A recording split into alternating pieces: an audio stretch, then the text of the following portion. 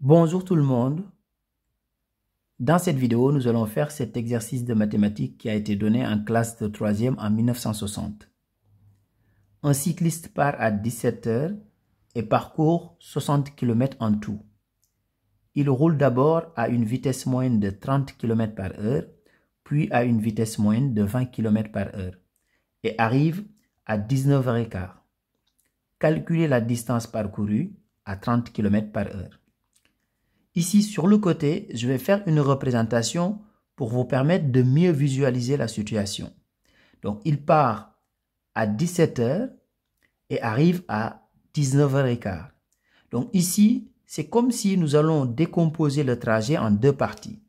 Donc, ici, on va dire que c'est la partie qu'il a effectuée avec une vitesse moyenne de 30 km par heure.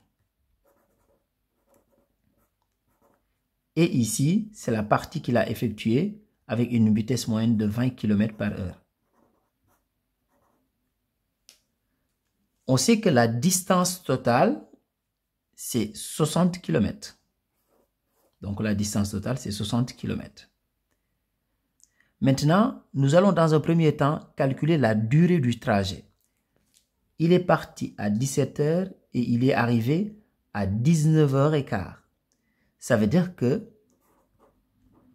le temps du trajet, c'est tout simplement 2h15. Donc 2 heures et 15 minutes. Mais ici, nous allons convertir tout en heures, vu que les vitesses sont exprimées en kilomètres par heure. Donc, je ne vais pas laisser le temps sous forme d'heures-minutes. Je vais tout convertir en heures. Donc, 2h15, ici, c'est tout simplement 2,25 heures.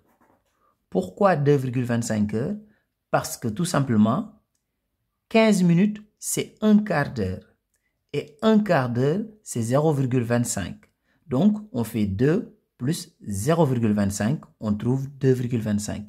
Donc, la durée totale, c'est 2,25 heures. Maintenant, nous allons appliquer une formule pour pouvoir tout simplement résoudre notre problème. On sait que vitesse est égale à distance sur temps. Ce qui veut dire tout simplement que le temps, c'est égal à la distance sur la vitesse. Maintenant, la distance qu'il a effectuée avec une vitesse moyenne de 30 km par heure, nous allons appeler cette distance x. Donc, nous allons appeler x la distance parcourue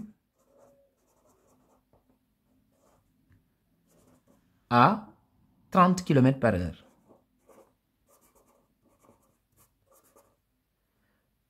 Cela veut dire tout simplement que la distance qu'il a effectuée avec une vitesse moyenne de 20 km par heure, c'est 60 moins x.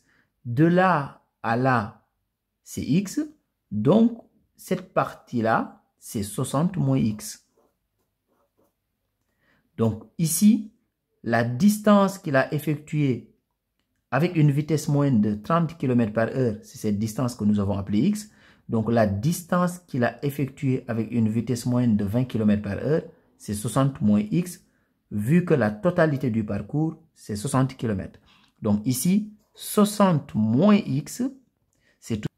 60 moins x, c'est la distance parcourue à 20 km par heure. Maintenant, nous allons tout simplement écrire les formules pour avoir une équation que nous allons résoudre. Le temps qu'il a mis avec une vitesse moyenne de 30 km par heure, c'est ce temps-là que nous allons appeler T1. Et le temps effectué avec une vitesse moyenne de 20 km par heure, nous allons appeler ça T2. Donc ici, T1, c'est tout simplement égal à la distance qu'il a effectuée avec une vitesse moyenne de 30 km par heure sur la vitesse. Donc cette distance, c'est ce que nous avons appelé x. Donc c'est x sur v. V, c'est la vitesse 30 km par heure. De la même manière, T2, le temps qu'il a mis avec une vitesse moyenne de 20 km par heure. Donc, c'est tout simplement égal à la distance effectuée avec cette vitesse de 20 km par heure Cette distance, nous l'avons appelée 60 moins x. Donc 60 moins x sur v, et la vitesse ici, c'est 20 km par heure. Donc sur 20. Mais nous, on sait que T1 plus T2, c'est égal à la durée totale. Donc T1 plus T2 est égal à T. Donc T, c'est tout simplement égal à T1 plus T2. Et on connaît la valeur de T, c'est-à-dire 2,25 heures. Donc ici, je vais faire la somme des deux T. Je vais faire T1 plus T2. Donc T1 plus T2, on sait que c'est tout simplement égal à 2,25 heures. Donc je vais remplacer T1 par x sur 30. Donc T1, je le remplace par x sur 30. Donc plus T2, je le remplace par 60 moins x sur 20. Alors ici, j'ai remplacé T1 par x sur 30, parce que T1, c'est égal à x sur 30. T2, je l'ai remplacé par 60 moins x sur 20. Ici, c'est égal à donc 2,25.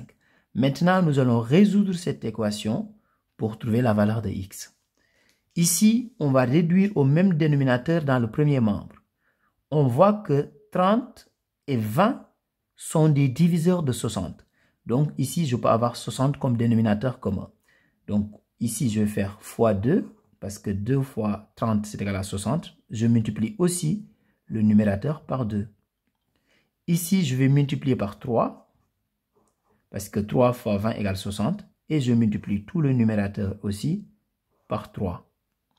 Donc si je fais les calculs, donc ici, j'aurai 2x sur 60, plus, là, je vais faire la distributivité. Donc, je fais 3 fois 60 et 3 fois moins x. 3 fois 60, c'est égal à 180. 3 fois moins x, moins 3x. Sur 3 fois 20, 60. Donc, c'est égal à 2,25. Je vais continuer ici sur le côté. Donc là, maintenant, j'ai un dénominateur commun, 60. Donc, je vais garder le dénominateur commun. Je fais 2x moins 3x. Donc, c'est égal à moins x. Donc, moins x plus 180 est tout simplement égal à 2,25. Ce qui veut dire que moins x plus 180, c'est égal à 2,25 fois 60. Moins x est égal à, donc plus 180, je le mets dans le second membre, ça devient moins 180. Donc c'est 2,25 fois 60 moins 180. Donc ici, j'ai gardé moins x plus 180, je l'ai mis dans le second membre, comme ça devient moins 180. Donc j'ai moins x est égal à 2,25 fois 60, c'est égal à 135. Donc 135 moins 180. Moins x est égal à 135 moins 180, c'est égal à moins 45. Je continue ici sur le côté, ça veut dire tout simplement que x est égal à 45. Donc x, c'est la distance parcourue à 30 km par heure. Donc x égale 45 km. Et si on veut, on peut en déduire la distance qu'il a parcourue avec une vitesse moyenne de 20 km par heure. Donc, ce sera 60 moins 45, c'est-à-dire 15 km. Donc, il a fait 15 km avec une vitesse de 20 km par heure. Et il a fait 45 km avec une vitesse de 30 km par heure. Au revoir.